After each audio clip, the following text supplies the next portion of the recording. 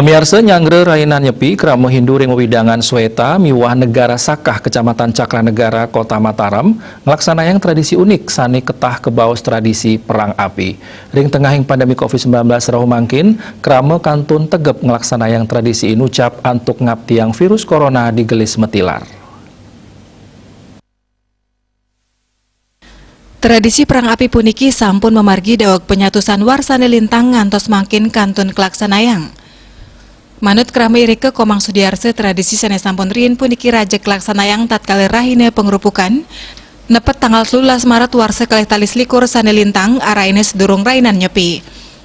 Nanging ring tengahing pandemi pemargian nyane kegelisang, Kramo percaya yening tradisi puniki nenten kemargiang sida ngewatuang sekancan kebiaparan.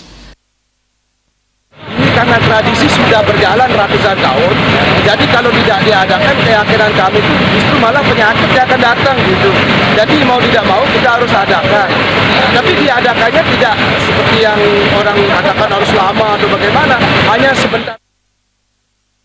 Lianan punike Kabagops Polresta Mataram Kompol Raffles Girsang Mausang pemargian tradisi inucap talar nagepang pemargian pelaksanaan protokol kesehatan COVID-19. Aparat keamanan Raja ngemargiang peneraptian, sekadi ketahnyane tradisi perang api sida memargi antar turnenten wenten krame sani metatu.